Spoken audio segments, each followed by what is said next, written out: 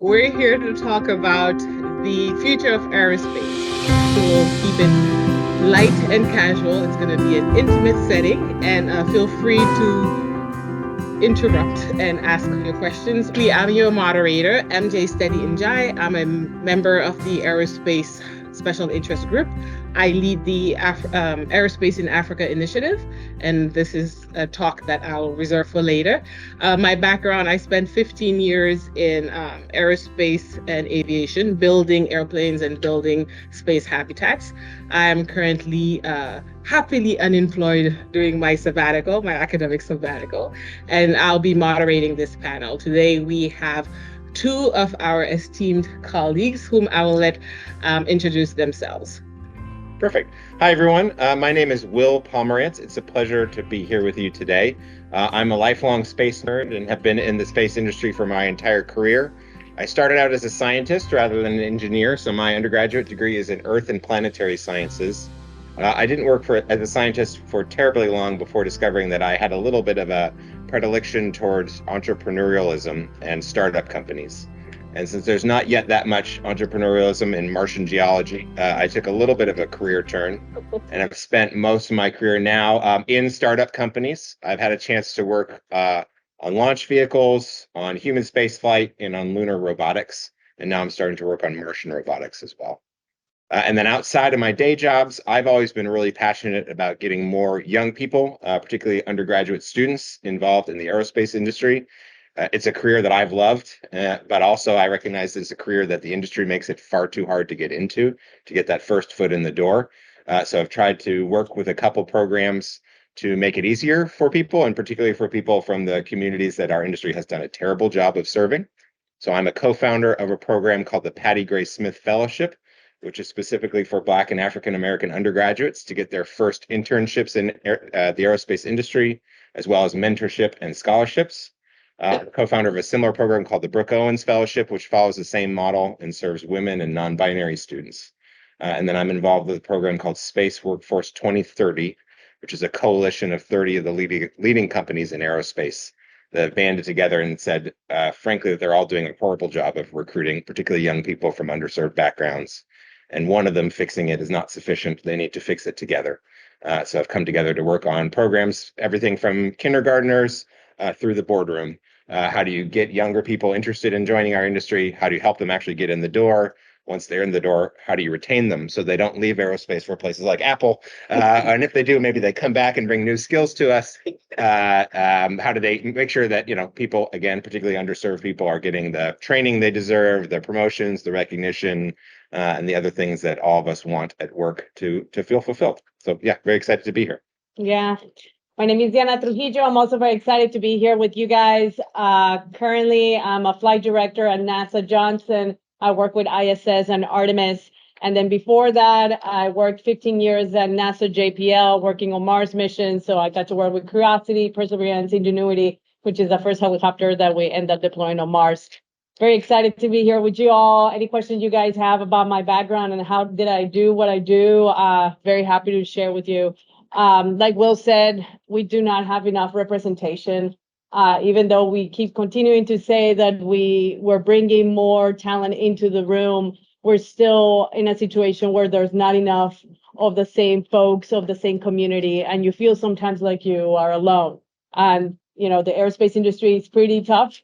We're trying to do something that we've never done before. Like, why don't we go to Mars and land with retro rockets with a sky crane and try to discover if there was life somewhere else? That sounds pretty hard. And when you think about that and you feel like you're alone, you don't really connect with everyone else that you need to connect to be able to solve those problems that are so hard.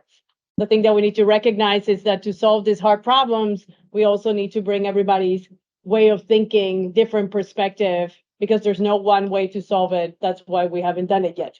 So excited to be here, excited to answer any question, any way that I can help. So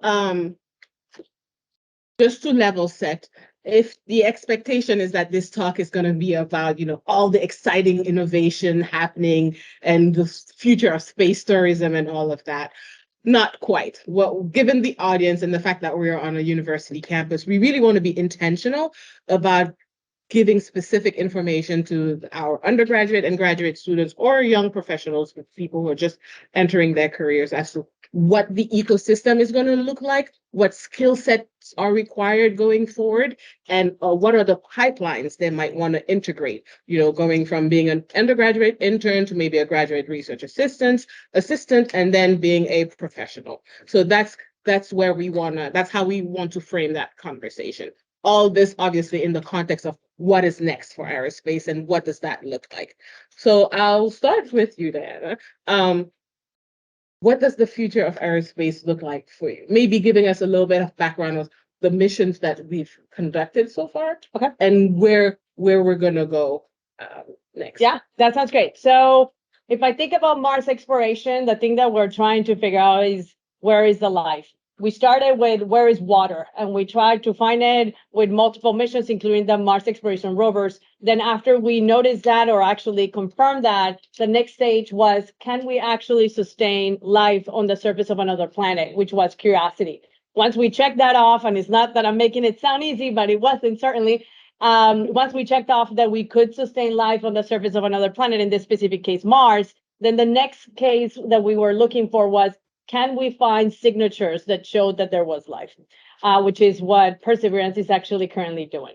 So if I project forward and then taking into consideration what you said, which is, if I'm sitting on you guys' chair, I will be thinking, so what's the job I can get? So let's just think about it that way. I was overhearing your conversation earlier about what you're doing.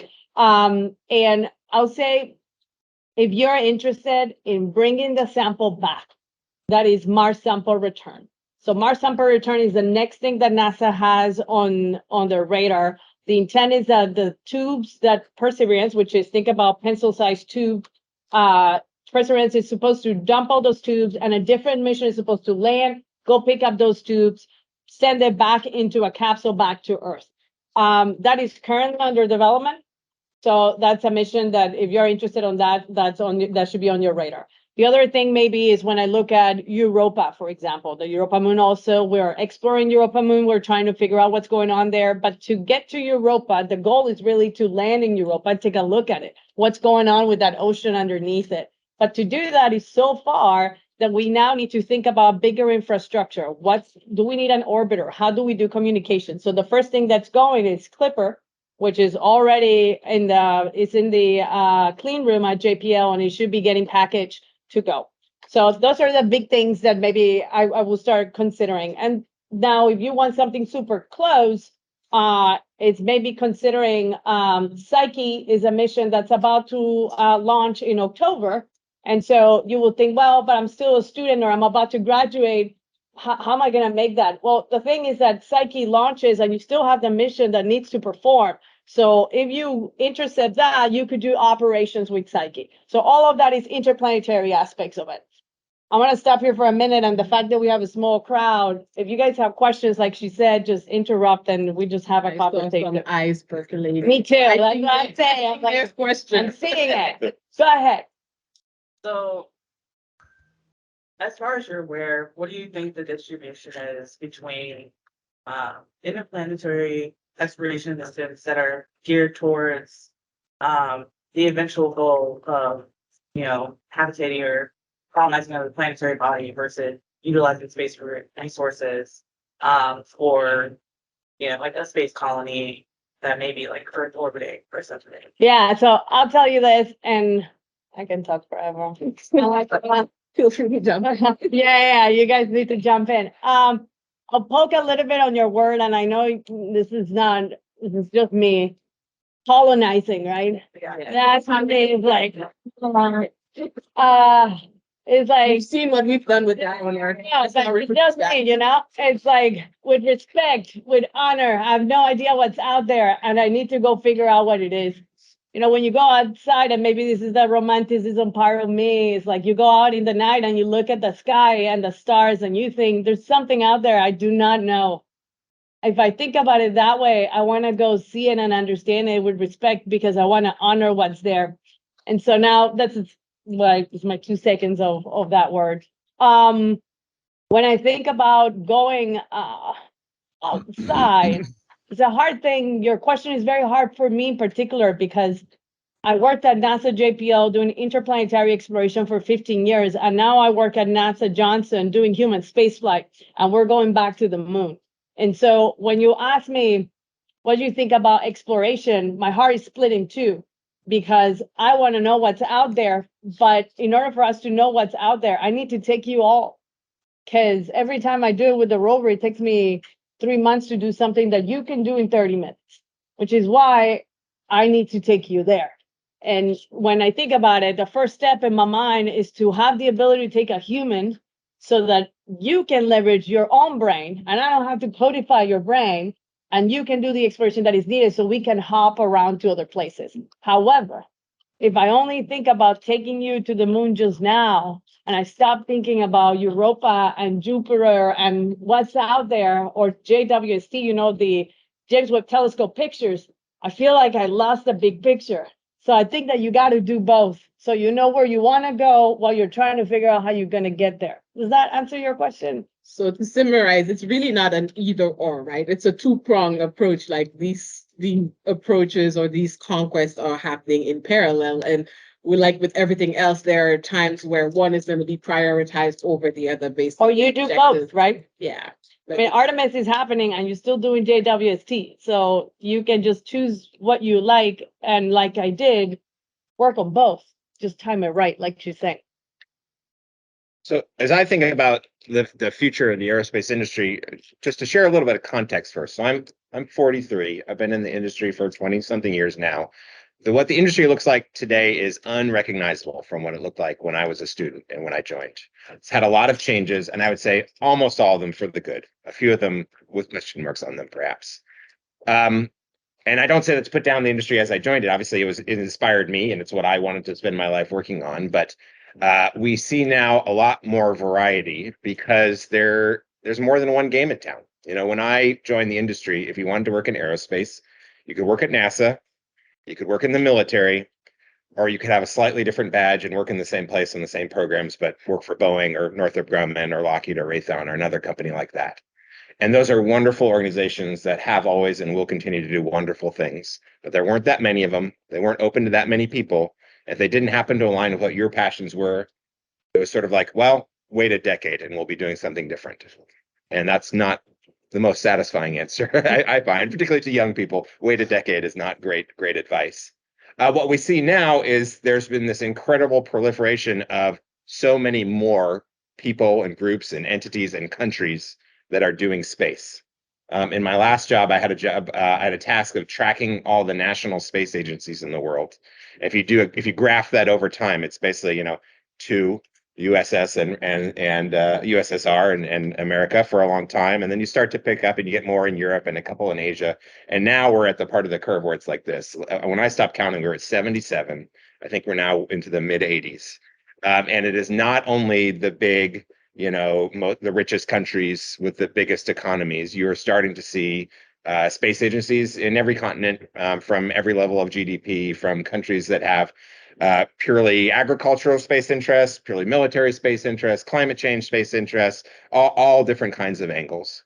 Similar here in the United States, where we have sort of the most developed space economy, you can't go a day without a new space business in Silicon Valley or somewhere else kind of propping up and figuring out the way that they're going to build a satellite, the way that they're going to interpret data that comes down from space, the way that they're going to build a space suit or carry people up as tourists or whatever else.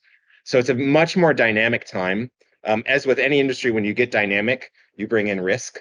A lot of those are not going to succeed, right? And I have been the part. I've had some wonderful days at work, and I've had some very bad days at work with rockets that didn't go in the direction that they were supposed to go, companies that went bankrupt. I've lost a colleague in a test flight accident, right? So you take on a lot more of that when you do more, but you're just trying more ideas. And we've gone from an industry where to dip your toe into the pool of aerospace was sort of a minimum of $500 million, and often many more than that. And it also was usually a decade or so. To now, those programs still exist, like a lot of the ones Deanna mentioned, James Webb, Perseverance, Artemis. Those are all still multi-billion-dollar programs that are planned decades in advance. We still get those. But now you have, undergraduates who are building satellites in a semester and launching them, right? And then entering the workforce and bringing that mindset with them. and saying, I don't want to work on 3 satellites in my career. I worked on 3 satellites in my junior year. Like, why would I pick a career where I'm only going to do that? I'm going to start a company, or I'm going to join a new company where we build a satellite a day. And that just unlocks this totally different way of thinking that is, in my mind, it's not a replacement for the existing stuff. It's not better than, it's different than. Because if you're building if you have $1 billion, you can build James Webb. Well, that maybe need 10 billion, right? It started out about $1 billion. It started out at 800 million, whatever it was.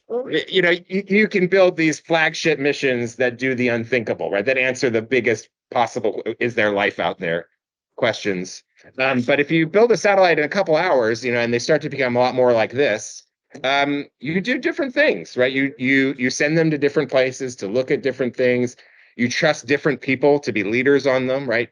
There are college students who have chief engineer in their title, which doesn't happen on $1 billion mission, but it's fine on a $1,000 mission, or a couple of tens of $1,000 mission. And so you have people taking these big leaps, learning fast, failing fast, and applying space to things that would have been laughable, I think, Right. a few years ago, a few days ago. It seems like in some cases that's the pace we're moving. So that's what gets me excited, is we're just placing more bets, kind of smaller bets, but a lot more of them. A lot of them are going to strike out, and we're going to feel silly, but even that we will learn from, and then the ones that hit will hit big. Yeah, and this. Oh, you go ahead. Go ahead. I just want to chime in when they say Yeah. The Italian space agency was here last week and learned like whole big thing, like there's tons of space agencies. Like, what? India has one? What? Mhm. So just to reiterate that, hey, there's a lot more than, oh, it's just that. So just JSC. You're like, Yeah, the landscape is changing, is evolving, and I feel like there's a democratization, right, of science and space in particular, where like you said, people are able to create things, test them out, and obviously the impact, the reach is not the same. But is that really the point? No, I'm not convinced that that is, right? And we're seeing things like some of the programs we have within the Aerospace SIG.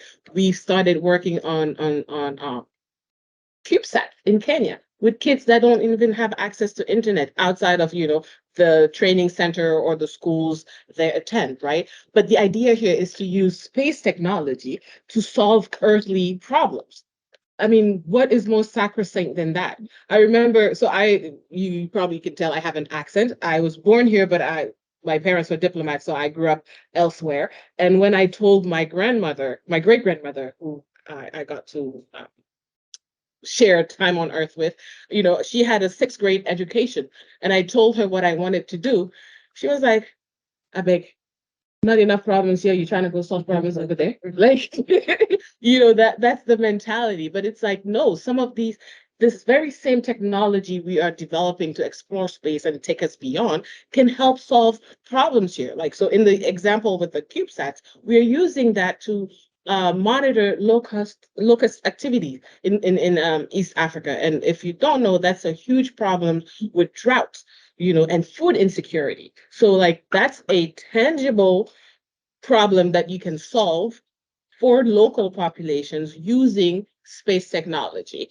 And it allows people who look like you and me to be involved and feel like they're doing something meaningful, right? Because it can feel very aspirational and very lofty. Ha ha ha, the privilege of you to want to study space and whatnot, when there are other things that you could be doing. For those of us who are immigrants, a lawyer, banker, doctor, maybe civil engineer. Like those are the fields that we typically flock to. But being able to say, hey, grandma, look what I'm doing with my knowledge. I'm able to help us here in this very real and tangible way. That is also meaningful.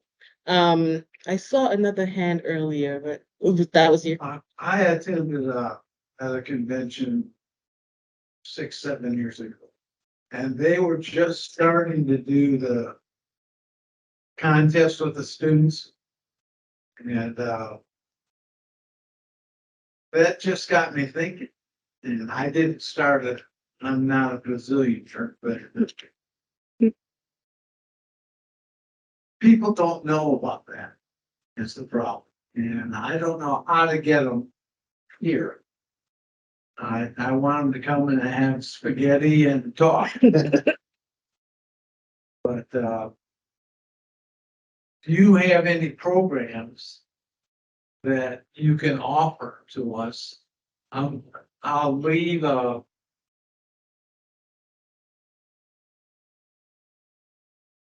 email address, Mhm. and I would love to hear in between what's happening. Yeah, sure. I mean, not to derail the session, but like within the NSBE, the National Society of Black Engineers, our group is a special interest group, so the Aerospace Special Interest Group.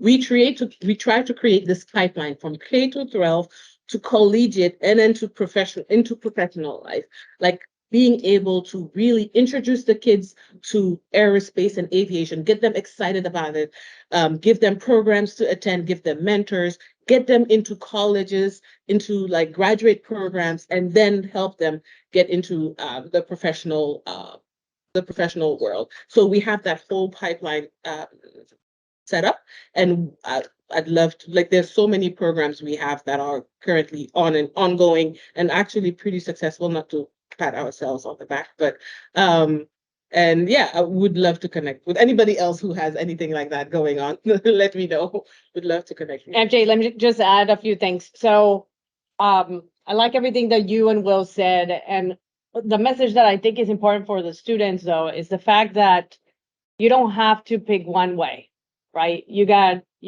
projects that are small, high impact, high risk. Maybe it works, maybe it doesn't, but you still go for it, and you get what I will call runtime, right? You get what's going on, you try to develop it, you understand how things are working. But you also have on the other side, how do you use that technology, like you're saying, MJ, to put it into practice on something that you're passionate about. It could be about the environment, it could be about your community, it could be about a problem that maybe your community specifically is going through, like you were saying about, Africa. How do I put that into context?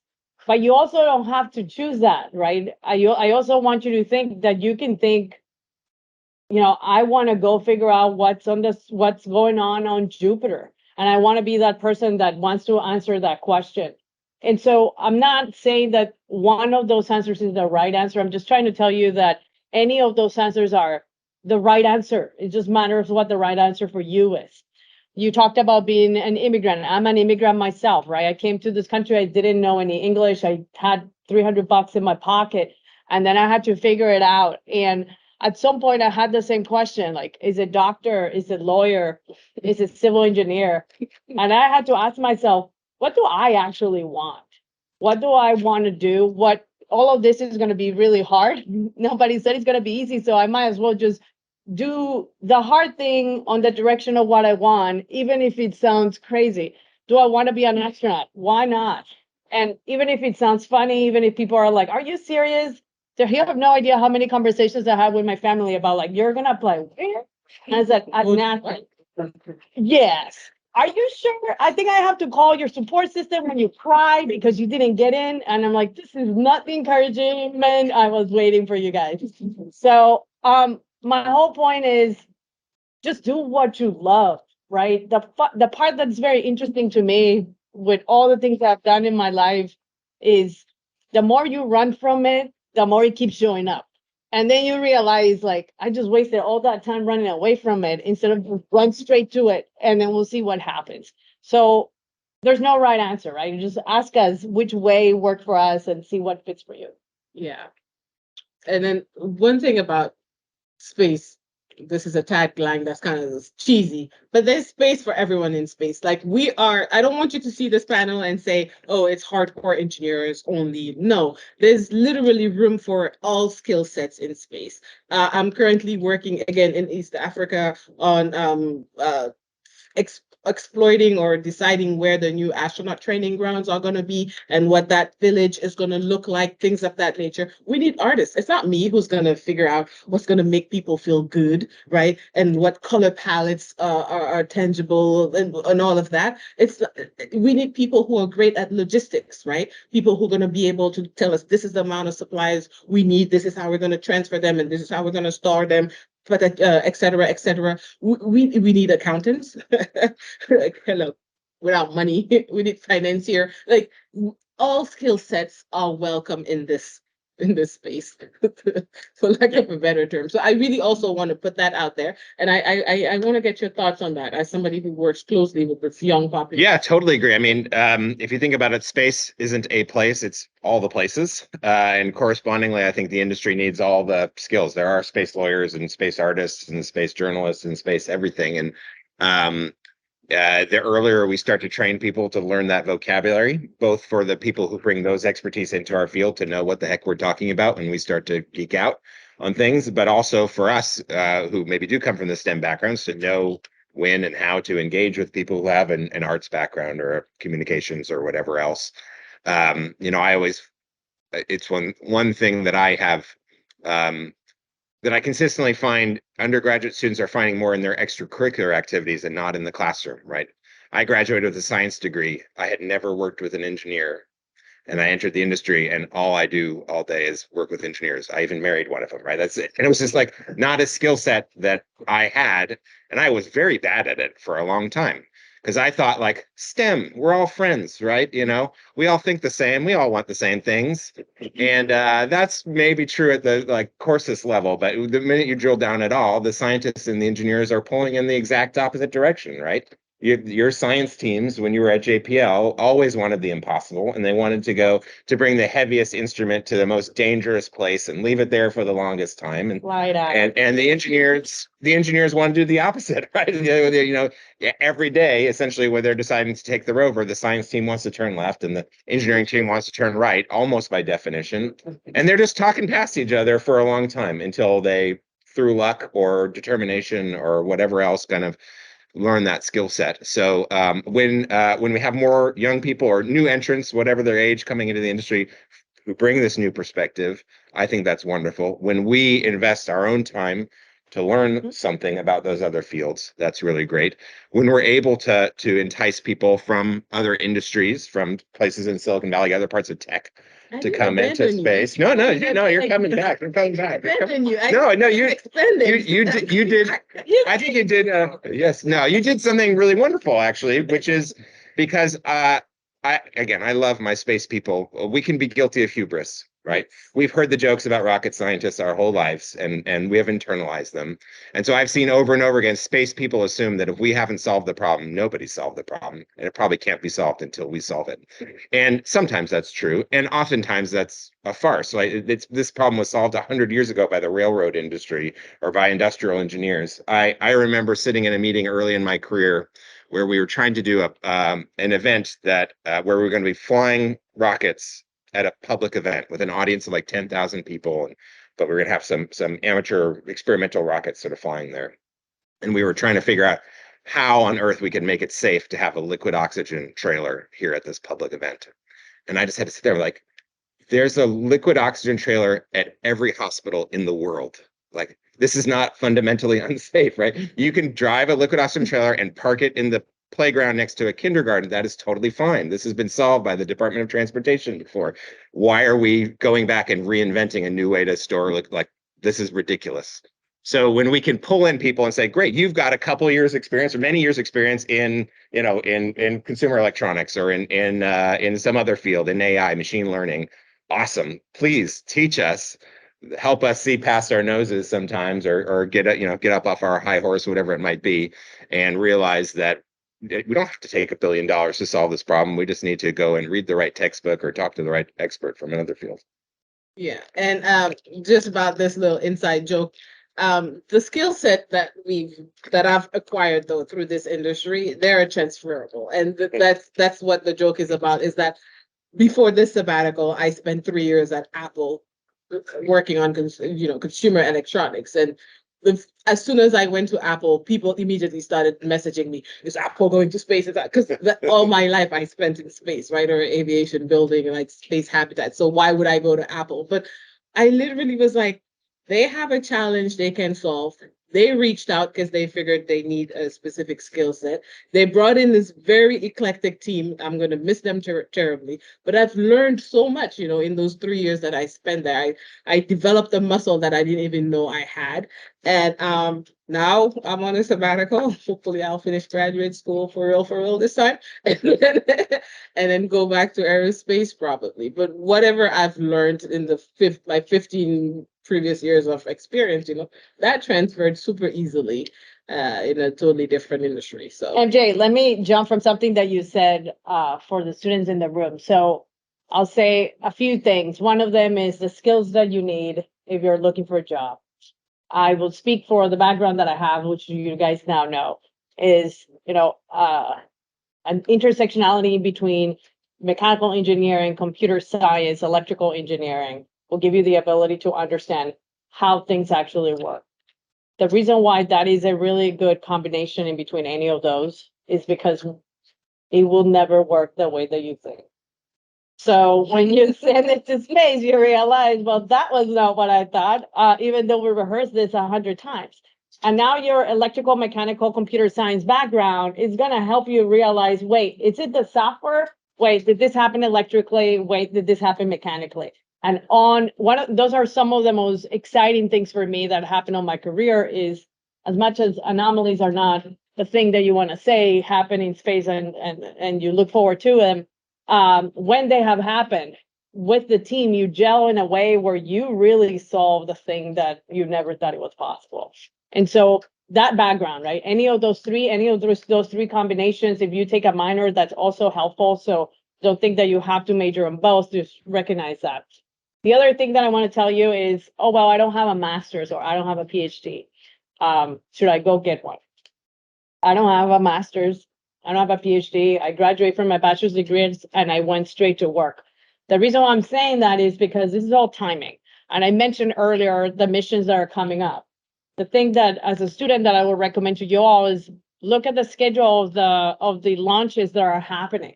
How often is SpaceX launching? How often is Blue launching? How often is NASA launching? And think about it. I mean, seriously, think about it as if your career was a business, because it is. It's your career is a business. You look at it and you recognize when are things happening? When can you intercept what launches and where do you want to go? If you think about it in that way, with your background, you can get the opportunity that you're probably looking for. And so those are the things that I will recommend. The reason why I don't have a master's and a PhD was exactly that. I graduated from my bachelor's degree, and then I looked at the schedule of all the launches that were happening on the next 4 years, thinking, do I do a PhD? And there were so many launches.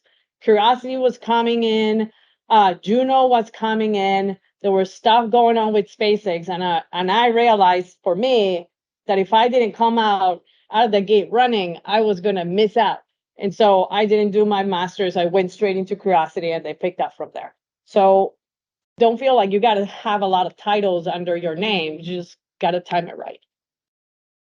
that's true. And go ahead. I was just gonna, there are about 20 different things that you all have said that I really connect to. But I want to take you back to one of the first things you talked about, and that's minority participation in the industry as a. So I've been at NASA 32 years. I spent 4 years at IBM, before that 5 years at GE. And right now, I run a program with about $55 million a year to pay for graduate education. And when I look at that program, there is very little minority participation. So listening to you talk about grants for undergraduates, right? I want to connect with you because you can take them through undergraduate, and if the timing is right, I can take them through their PhD, right? So there's so many things, but if meetings like this don't happen, I would have never met you. I wouldn't have known that you were running a program like that, right? So just kudos to you all for running the meeting as a whole. The other thing I'll mention is over the course of your career, you could start out in one place and end up completely different. I mean, you all have talked about it. I started out as a laboratory engineer, scientist. Okay. Engineer. I was all but dissertation in terms of my PhD, and then walked away from it because of timing. And then I've gone through the career growth that happens, right? When you focus on not necessarily the formal part, but the informal part. I was laboratory scientist. I ran the economic development part for the agency. I'm in senior management now. There's so much that you can do. And my career goes back to the Pathfinder. Oh, my goodness. So science on Pathfinder. That's awesome. I love it. Yeah. It's ancient history now, but there are just so many different things you can do that are great. But again, can you comment more on how you're trying to get a broader participation in your, and the last thing, don't forget the aeronautics part. Yeah. Yeah.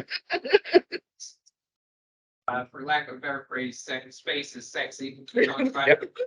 Right, but the aeronautics, there's an awful lot, Yeah. at least at NASA and in the aeronautics industry. Yep. That really requires a whole lot of smart people focused on it. So. Yeah, I love all your points, and I would love to connect with you and learn more about the program you're referencing, because definitely I think would love to recommend some students to you and vice versa. So yeah, thinking about our industry, I would, well, first I'll check my privilege. I'm a white guy, so I have different experience than most of y'all. I would give our industry a very poor grade, I think, for inclusivity in a way that has really frustrated me, even from my position of privilege, because I have seen this weird dichotomy where space people, when it comes to a technical challenge, will never give up.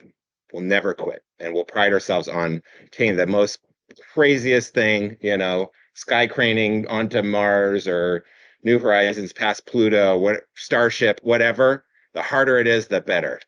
I'm excited. And then you start to talk about any challenge about people, and they give up immediately. And I got so frustrated for so many years seeing people say, either pretend there wasn't a problem, say, oh, that's how it was in the 60s. It's not that anymore. It's like, have you looked around this, not this room, but like most rooms in this industry? Like, it's still a problem. So some people would ignore it. Other people would say, okay, it is a problem for sure. And it's the university's fault, right? If they don't graduate the right engineers, how can we hire the right engineers? As though no undergraduate had ever considered whether there are jobs in a field when picking a major, right? And so they were totally disconnected from that. And then there was more of them that would say, okay, yeah, it's a problem. Yep, we have something to do with it, but I feel helpless. I don't know what to do. We sent one recruiter to a NSBE conference once in 1997, and it didn't change our numbers. So clearly this is an unsolvable problem. And I'm just like, if you brought that attitude to an engineering design review meeting, your head would be torn off, right? Immediately. There's no way that anyone would try it. And if they tried it, they would not get away with it. And yet that's what we let happen in company after company, year after year after year. So that was some of the motivation behind the wonderful teams that I got to work with to start some of these fellowship programs. Like, we have to do better. Like, we have to do better, and we have to try. And I don't know if I have all the answers, but like, damn it, I'm going to try something and give it a shot. We also saw, a related problem. I will say, like, not to give anyone an excuse, but hiring is hard. Hiring is really hard. Those of you who are hiring managers in the room, like, it sucks. It's not fun, and it's not easy. And even if you are trying to be as unbiased and human as possible, like, it's just a challenge. Because at every company I've ever worked with, the only time I get approved to hire a person is when I'm in an emergency mode. Like, someone has, someone has left unexpectedly, and we got a bunch more work, and now I'm doing the job of 4 people, and finally the boss is, okay, you can have 1 more person. And so now it's like, I really don't have time to be sitting down and investing 100 hours in reviewing resumes and then another 100 hours in reviewing people. Like, the only reason I've got a job to hire for is because the building's on fire. So I'm in a hurry. We are really fortunate in this industry I think every job posting I've ever put out was probably gotten at least 100 people applying for it. Like, people want to work in aerospace. I don't have time to review them. So a human resources recruiter is looking through them, and they're wonderful people, but they aren't experts in the job they're hiring for, because they're staffing for the legal team and the accounting team and the engineering team and the business team and blah, blah, blah. So they are just looking at keywords in the job description I wrote and keywords on the resume. And if they are not there, it goes in the garbage, which is sad, because you're throwing out a lot of good people who didn't get coached on cutting and pasting keywords, right? And then they hand me a stack of 20 resumes. and I go into it with the best of intentions, like I want to be a good person and hire the right human being, and I read those 20 resumes at the end of a long day, after working a bunch of hours and putting our kid to sleep. And by the time I've read the 20th resume, I don't really remember the first resume very well, if I'm being honest, right? So it's like weird things that stick in your brain, which all too often is where bias creeped in. Oh, we went to the same school. Oh, I know the person who wrote that letter of recommendation. Oh, we both played the clarinet, like whatever. It can be totally random. It doesn't have to be any ism. It can be, too often it is, but it can also just be like, I read this one right after I had a snack and I felt a little better, honestly, right? And then you get to the interview phase and anyone can fake being normal for an hour, right? So you don't really learn all that much about something. And so what I saw happen over and over again is people would say all those things. I'm in a hurry. I don't really feel I get that information out of hiring. I need someone who can start tomorrow, who I don't have to train. So who can do that? My buddy from my old job. Yeah. And they go and they hire their buddy from the old job. And they're like, I wonder why the demographics of the industry look the same as they did 5 years ago. Because you hired your friend from 5 years ago. Like that's exactly what it is. So we sort of had this goal that like, okay, we have the freedom of starting a new program from scratch, throw all that crap out, do it differently. So with the Patty Gray Smith Fellowship, applications open now. I encourage all of you to apply. I would love to talk to you about it. We have set a rule. Every application is reviewed in full by 2 human beings. There are no keywords. There's no GPA thresholds. There is nothing. You are a person, not a number, right? And we train our people and say, don't read too many in a row. Read them all at the same time of the day. So it isn't like I'm hangry and so this person sucks, obviously. It's like, no, okay, I either review them all right before lunch and everyone sucks the same, or right after lunch and everyone's great the same. Like, let's smooth all that out. And then it's recognizing that, a resume isn't a person. Even a letter of recommendation isn't a person. People bring more than that. So how do you get more information out of them? Through essays, through videos, through sort of strange questions, right? That people haven't been coached by a career guidance officer at their elite school to answer well. And at first we were a little worried, like, is this too weird? Like, are we going to ask strange questions? And also we try to give like a huge amount of guidance to our applications, because I find even for when I've applied for jobs, like I never really know if I'm submitting the right thing. And then you submit it into a black hole and you don't hear anything back unless you got the job, right? It's like, I don't know, did I come close? Did I almost get it? Was there one thing I could have fixed? Like, what do I do better to apply for the same job tomorrow? I have no idea. I have no data about this whatsoever. Multiply that by 100. And now I'm just sitting there saying like, well, I guess I don't have what it takes. I'm going to switch to a different career. So, okay, let's not do that. Let's tell people like, when I ask for an essay, This is what I'm looking this is what I'm looking for, right? Is this an English exam? No. So it's not about all your commas and your periods in the right place, unless you're applying for a job on the copy editing team. Like, okay, if you want to be a technical writer, like that's important. So let's do that. And I think there was some initial skepticism. Are we going to create a teaching to the test kind of problem where it's like, here's the answer key, now repeat the answer key? And the reality is, no, we're not doing that. We're just taking the answer key that the kids at the elite schools already have, and we're sharing it with the rest of the kids. So now we can judge everything on the right time scale. And it was through making some decisions like that, and then thinking about the way we talk about the program, the mentors that we highlight, the career opportunities, the places we send people. We don't send interns to every company, because I don't think every company does a good job of taking care of their staff. I'm not going to send a young person, particularly in a minority serving program, into a company where they're going to not be respected because of the way they look or something like that. So we ban people, or we kick them out, or we make them get better, or whatever else. And when we've done that, what we found is just a flood of applications, so many applications, so many amazing applications. When the first of the fellowships I co-founded was this program called the Brooke Owens Fellowship. It's for women and non-binary students. And I founded it with two people who actually I didn't know all that well, but we all had this common friend who had passed away. And so we sort of had this urgency of like, our friend has just died. We're sad. We're going to miss her. We want to work with more people like her in the future. And we have this window where right now, if I say to somebody, will you do this? It's for Brooke. Everyone will say yes. And if I wait a year, they'll probably say I'm busy, So we developed this program really, really fast.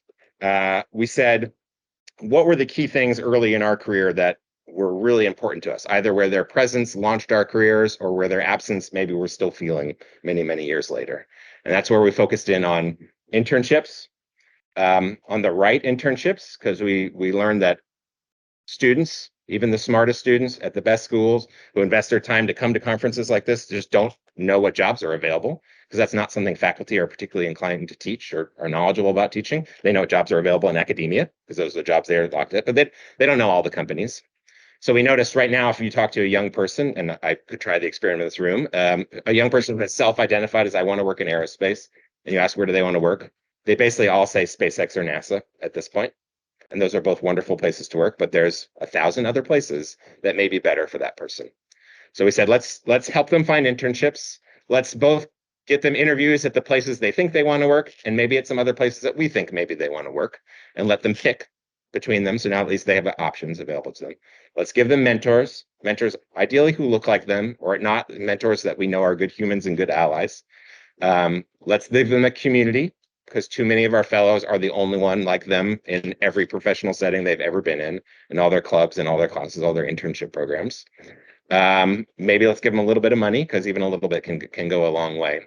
And so that was sort of the recipe we put together. And we said, okay, we're starting this thing. Our goal is if we can get 12 fellows, we'll feel like we've done a good thing for the world and we've honored our friend, and we'll have found some peace for ourselves, and we'll move on to the next thing. And the first year we ended up with 36. Because it turns out, first of all, and one thing I'm very grateful for, and I've been sometimes harsh about the industry, so I'll give credit where credit's due. Almost all the companies recognized they were bad at this and said, like, we're not recruiting women well, and we don't know what to do, and you're offering to do it for us for free. That sounds great. So we had plenty of people willing to employ our fellows, and then there was this pent up demand of women, female candidates, now non-binary candidates as well, who'd been applying and just getting rejected over and over and over again. The moment for me, I still get goosebumps when I think about it, that I was like, we've done something amazing that I think will really change not only the lives of the fellows, but the industry, which is the real goal. Is I remember sitting at the end of our first cycle with one of the students who was graduating from our program. And she was from a small town in Texas and had grown up in a family where girls are not engineers. And so she had wanted to go to engineering school, and she did not, because her family didn't let her. In fact, she didn't go to any school, and she got married very young, and it did not go very well. And she found herself at age 29. She was working as a switchboard operator on the night shift for 911, and had a moment where she sat down and she said, I don't like anything about my life. Literally not a thing about it is what I wanted.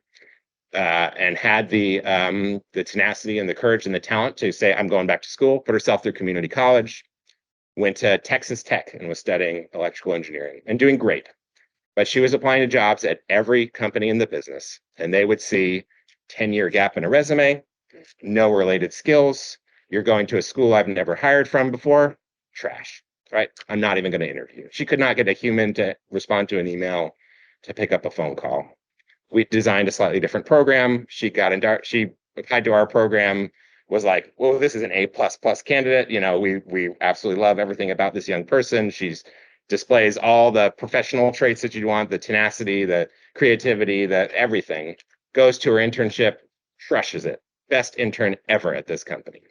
And I'm sitting at a lunch with her at the end of the year, and it's me and some executives from 5 or 6 different companies, and we're all fighting with each other over who gets to pay the bill, because we all want to impress this young woman and recruit her to come work with us full time. She's finishing her internship. She's got 1 year of school left. She's on the market. And she, because she's a wonderful person who also has a good sense of humor, so looks at each of us in the eyes. She's like, I want to tell each of you how many times I've applied for a job at your company and gotten ghosted. And we're all just getting chills, right? She's like, 5 times, 6 times, 4 times, 3 times. Every one of us had just left her by the wayside. And then we've complained about there's not a pipeline and there's not enough interest. And the students just don't want the jobs. The reason there's only men in engineering is because girls don't like engineering. And it's just a great way to sort of call bullshit on that. I hope my language is okay. I've already said it. Yeah, this is really useful of me to say it after. The interest is there, I think. We should do more to nurturing it and permitting it. Sorry, I didn't mean to. No, please do. I can ramble. But that's one aspect of it, right? Having partners that are intentional about looking for those gems. But the other part of it is that pipeline. Sorry, y'all. I'm 40 and I got a bad hip. I apologize, but I got to move around sometimes because I'm dying over here.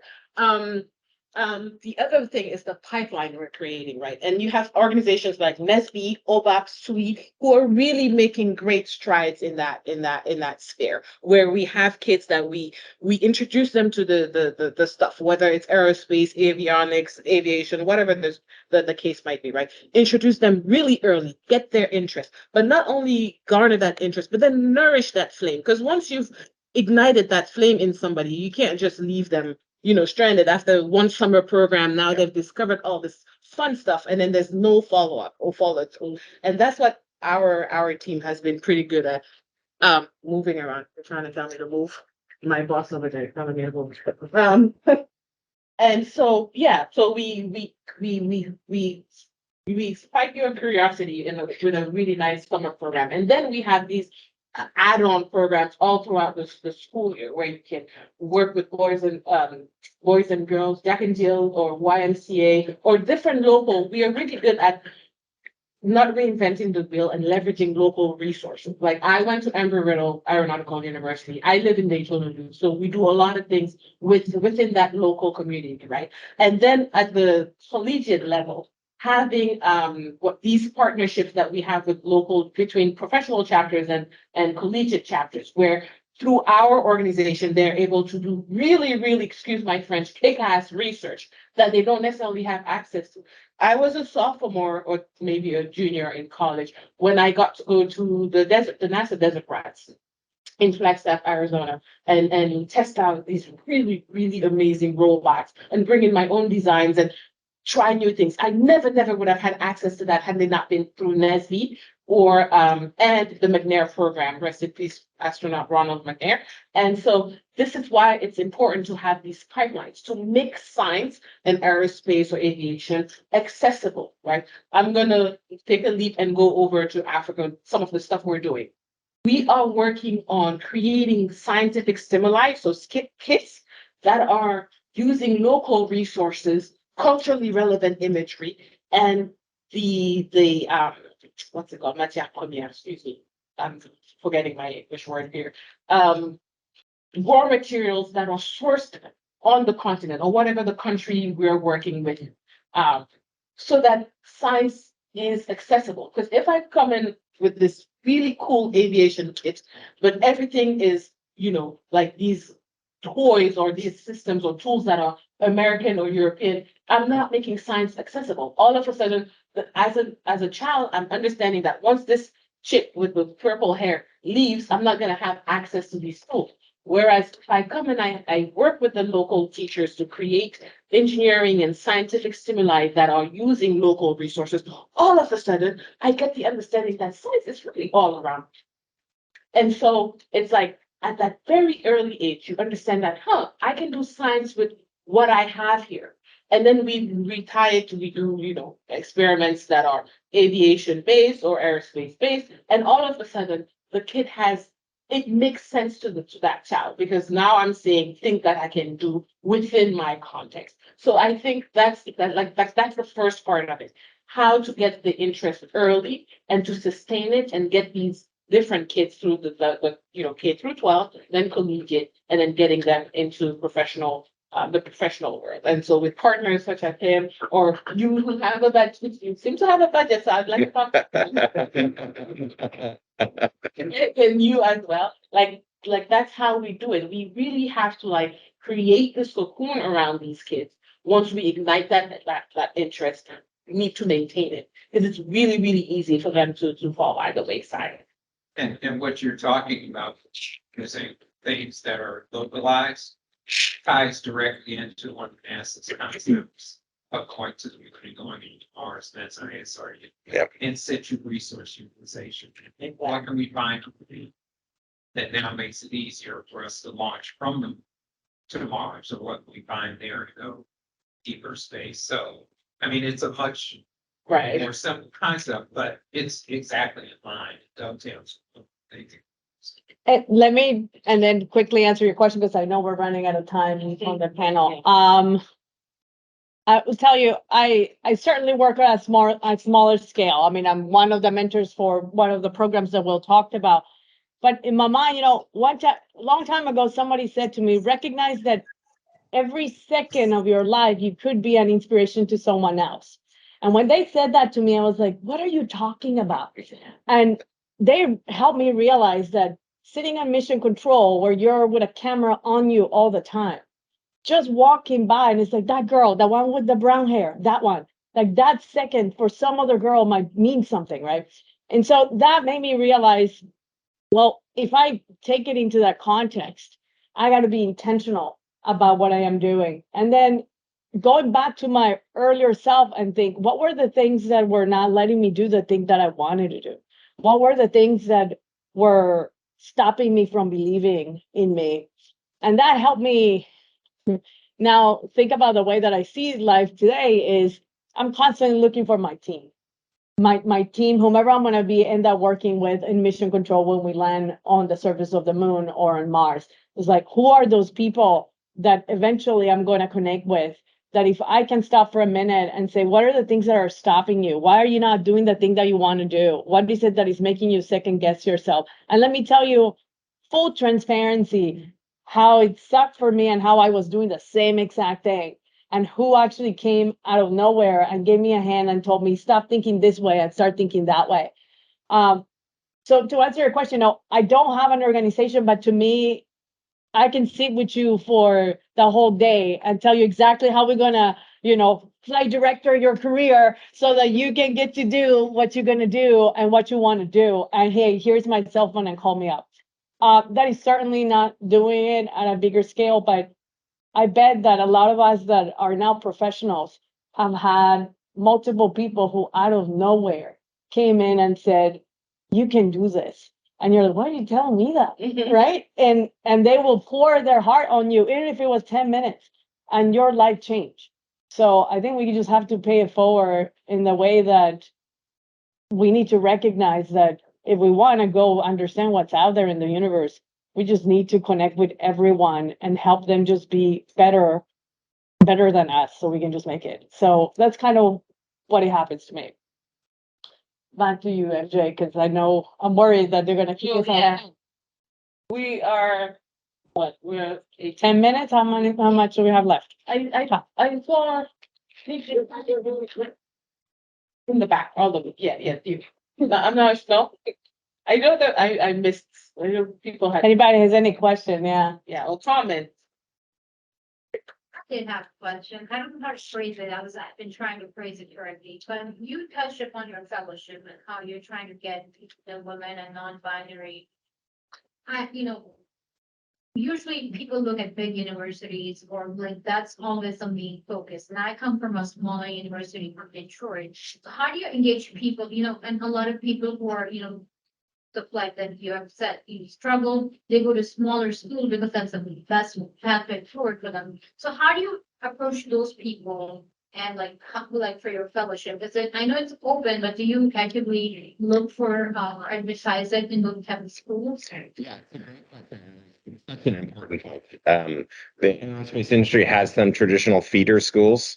And, if you're at MIT, you're going to get recruited by every aerospace company. If you're at Purdue, they've got a great propulsion program. So you got your pick of 100 different things. And there's 150, 250 great schools that, it's crickets. Nothing happens at all, which is a shame because there's wonderful talent there. And, it kind of goes back to a point MJ was talking about earlier. Skills are transferable, right? You don't have to have an aerospace engineering specific degree to succeed in this field. Not even as an aerospace engineer, right? You can have a MECE or a double E or a computer engineering or applied math or heck physics. Like there's plenty of other places you can go and pivot into that. So we do try very hard to get to all of the schools that we can and to not oversample from the big ones. It's hard because there's a lot of talent at Georgia Tech, at a bunch of these schools, and also the faculty are aware of our program, and so they're sending good students our way, and they're holding information sessions. So we get a lot of those students from those, and they're wonderful students, and they have earned their spot in the program, and that is great. But it just means we got to work harder and be more intentional about it. So the internet helps with that. Some things are easy to scale, and I'm not good at it, but there's a service called Handshake that some of the students may use, sort of like Indeed or LinkedIn, but specifically focused on students. And you go in there and you have to like friend request every university. I was like, there are so many colleges. There's 900 colleges and universities in the United States. So I'm going to friend them all, right? Every single, even doesn't matter if it doesn't seem like you fit, because there's space for everyone in space, right? That we need, even if you are a liberal arts school that doesn't have technical majors, like, cool, we need accountants, we need people who write educational materials and advertising and everything else. So we try that. One thing that has been another key part of the recipe with Patty Gray Smith Fellowship and with Brooke Owens Fellowship, I think, is that in both of those programs, one of the things we select for is kind of a community service mindset. And that's been great because it means that our young alums halfway run the program at this point, because we meant a lot to them, and they're the type of people who like to give back and pay it forward. And so now they do that. And so many times they're the ones who volunteer and say, like, I will get on the metro or the bus or an Uber or drive, and like, if you give me slides, I would be happy to go and do presentations at a bunch of other schools. Listen, because they, students in the Patty Gray Smith Fellowship for Black and African American undergrads, like, I'm the worst recruiter possible in some circumstances, because I don't speak the right vernacular, and I'm not on the right apps, and I don't know the right things that people are connecting to. Certainly not when compared to a 21-year-old, who just went through the exact same program, just went through the exact same job search. If they can go in and say, here's how a mentor gave me this wonderful advice, right? And here's how that made all the difference. Or I wasn't going to apply. I'd filled out the form and I was just going to sit on it, and imposter syndrome got in my way. And like, here's the thing that got me over the final hump at the end. That can be incredibly effective to hear that from a near peer, from someone who's in your exact circumstance or who was there a few months ago. Yeah, I think that your question is very relevant to what we were just talking earlier is, this sort of meetings, you were talking about this, right? Thinking about a bigger scale with all these organizations and all of these global ideas, but if we don't have them local meeting, it's not going to happen. We don't sit down and we look at each other's eye and say, all right, what is it that you need?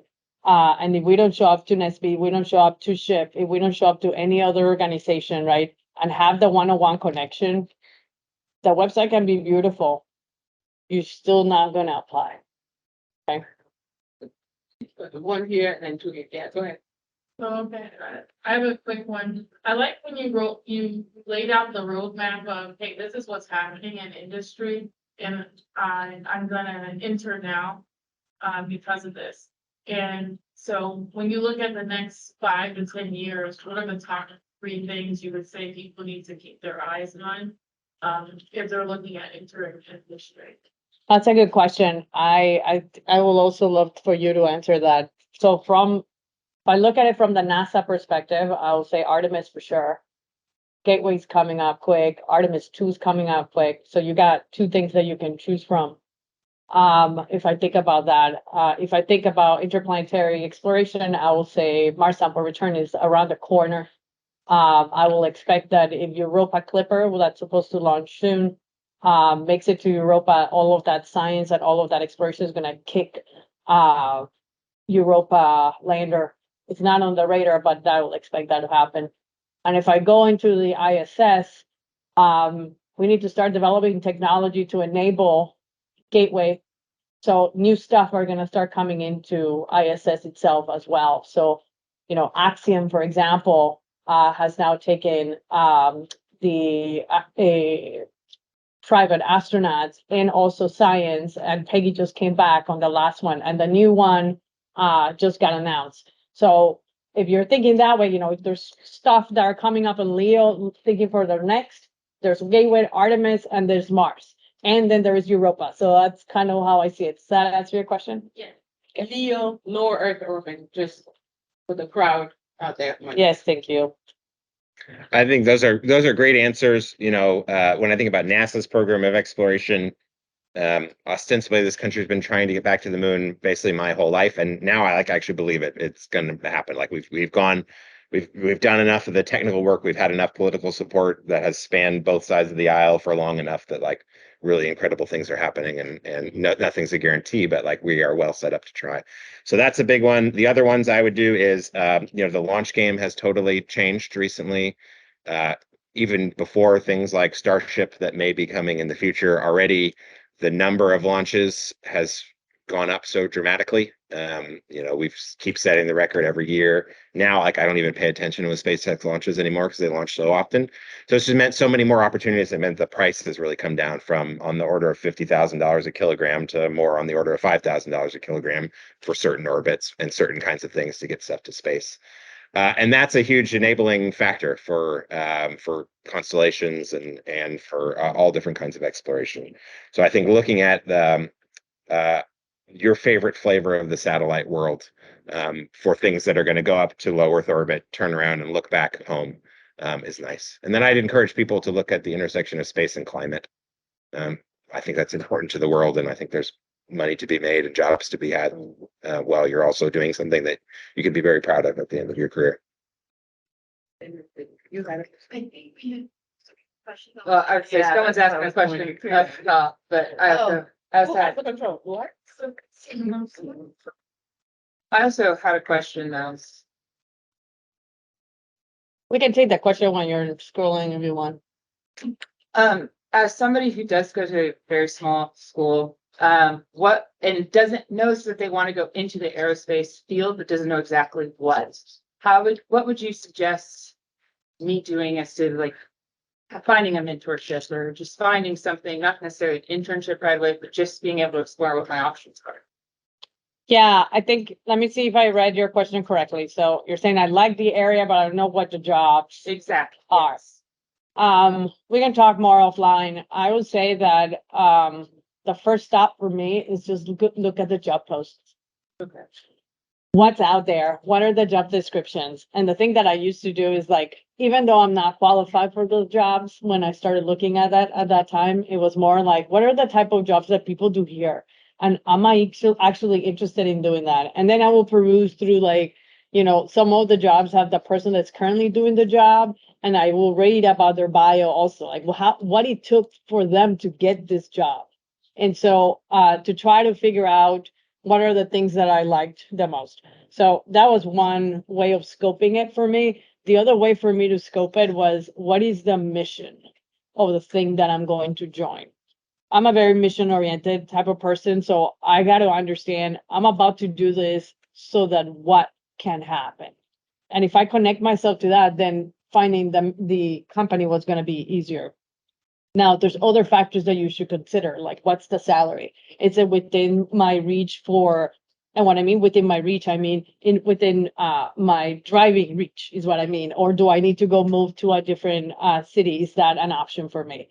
So there's multiple variables that you need to think about, but to consider what type of job, I will start with what are the job descriptions.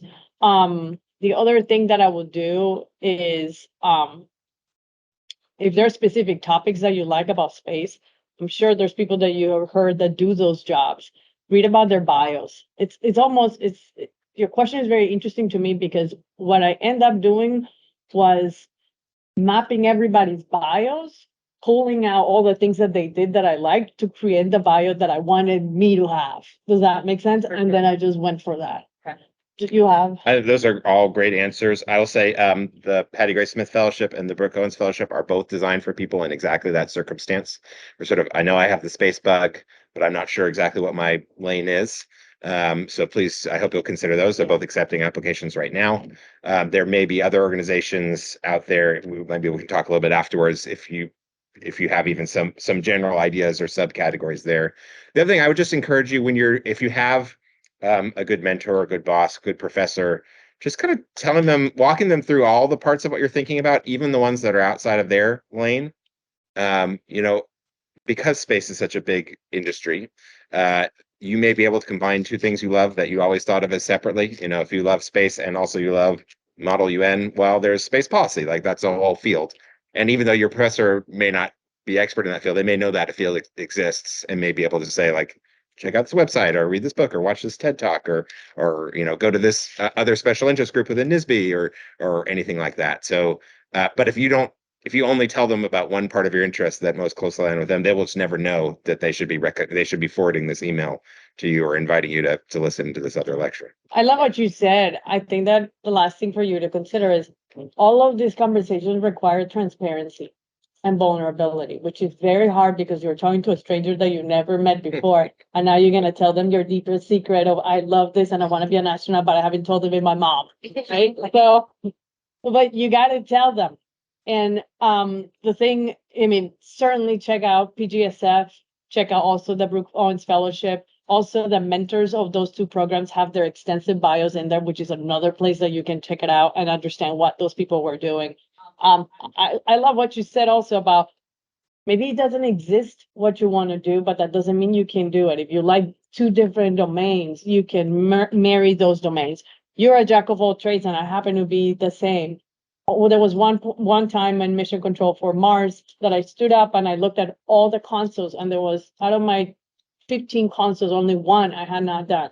And it was because I love all of them and I couldn't pick up which one. And every 2 years I was like, I'm gonna learn another one. And so it doesn't really matter as long as you know you love all of them and you find the company that actually allow you to do that sort of stuff. And when I mean allow, I'm not saying them allowing you, I'm saying, is it even in the company so that I can change divisions when I have the chance? Does that make sense? Yes, sir. Thank you. And on a more like day-to-day tip, like I'd say organizations like NSBE, like the Aerospace Special Intern Group, you know, if you have, I don't know if in your university you got the McNair program. These are groups that allow you to test things out pretty much on their dime, like because they have pipelines and things like that. If it was not for NSBE, the McNair program, or some of these other academic achievement programs, I wouldn't be where I'm at today. And the freedom it allows you is like if you were to join the aerospace interest group, for example, you'd be able to do research that you don't have necessarily access to at school, right? If you were to meet the requirements we set forth for next year's mission expedition, let's say in Kenya, maybe you could come in as a mission controller for our first dry run in the desert. Maybe you could be a crew member. Like these are opportunities that just don't exist out there. They just don't. But it's through groups like ours, and you know whether it's OVAP or SWIO, wherever, you can get such opportunities. I think we are getting the signal to wrap up. Okay, there's a. Hello, can you guys hear us? Simone, can you hear us? If so, can you Yes. unmute yourself and ask your question? I'm unmuted. Can you guys, you got to turn up your volume. I don't think you can hear us. And did she type it in? Someone You- posted the question in the chat. Oh, where is that? On the chat button at the top. You gotta. Oh. So I'm like seeing, all I'm seeing is Be transfer. bold. Go to those websites. I'm sorry, I just listened to you. Just contact the person that has a job out of nowhere. Hey, my name is blah, blah, blah. I'm interested in what you do. I am a student of blah, blah, blah. I would love to talk to you. I don't know about you, but we get those emails and you're like, you know what? I'm gonna contact you. Yes, I don't know who you are. I got 30 minutes here. Let's get into a phone call. Like, She's talking, we maybe just I don't muted even her. have an NSBE chapter at my school. Okay. I just joined it because I heard about it. Good for you. Came up here. So, I was trying to kind of find your way. Yeah. Simone, Yes, can you hear us? now I Hear can. you now. Okay, perfect. Thank you guys so much for a wonderful panel. I wanted to open up the floor for our participants online to see if they had any questions. Just one quick question, because I think we're at time. Well, I think we're over time. Yes, go ahead. Does anyone online have a question? A quick question for our panel? Emma, go ahead. Just one question. Thanks, Emma. Hi, I just wanted to say, sorry, my voice sounds really bad right now. I'm sick, but I had a lot of questions to ask, specifically for Will and Diana. I'm sorry if I pronounced your name wrong, but I guess so. A little background to my question is, I am a refugee, so I came to America when I was 12. And I go to a really small school also, and I knew from a really young age that I wanted to do engineering and to do something with space. And I actually have been really obsessed with the Brooke Owens Fellowship. I researched a lot, and I tried to get in contact with you, Will, and Diana. So I would love to see how I can get in contact with you both in the future. But I guess my question is, Diana, you said earlier when you first came to America and you had $30, I mean, sorry, $300 in your pocket and you didn't know what to do if you wanted to be a doctor or, all these other professions that are hard. And growing up, my answer to myself was, if I'm given this opportunity to be in America, why not just reach for the highest thing that I can reach for? And I'm currently an engineering student at Whitworth University, and I'm planning to go into aerospace engineering, either in a master's or PhD.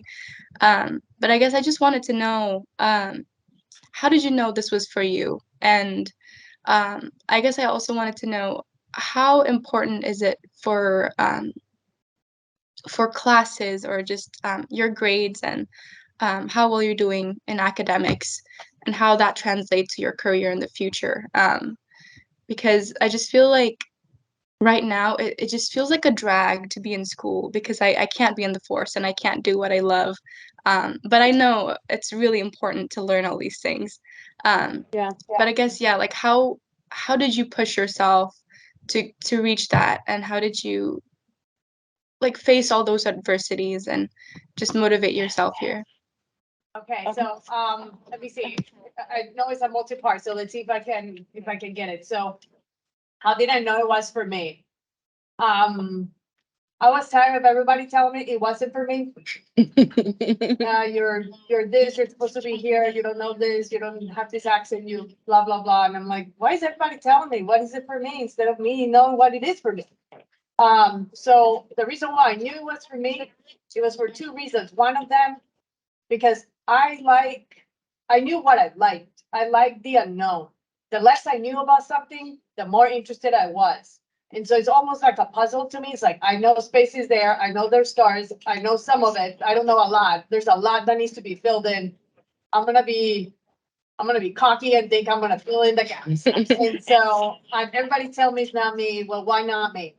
And so I think it was a combination of maybe some uh,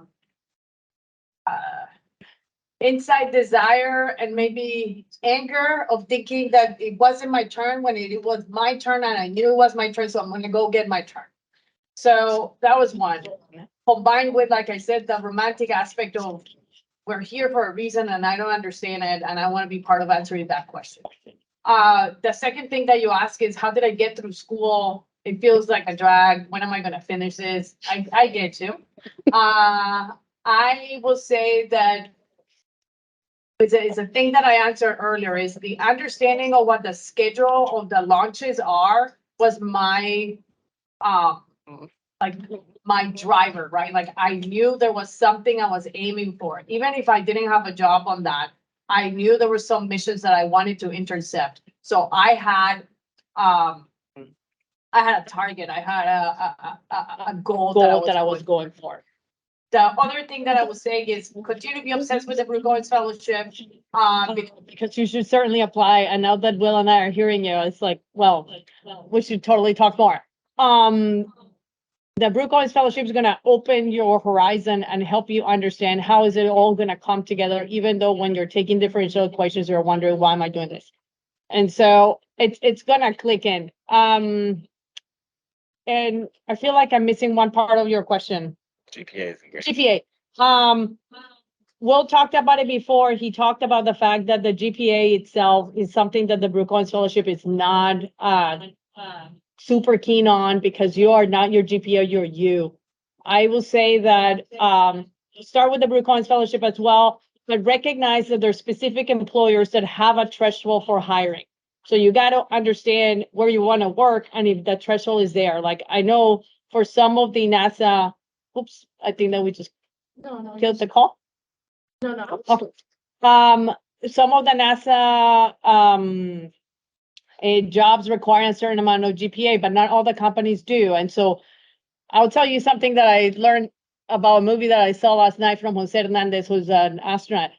One of his key items in the movie of Jose Hernandez, he said, know where you are and know where you want to be, and then trace the path to where you have to go. So go and do the painful job of knowing where you want to be, even if that says that you are not there yet, because you're not done. You got to figure out how you're going to get there. And that's going to give you the scope or the goals that you need to run boldly to it. Did that answer your question? Hang in there. That's the advice.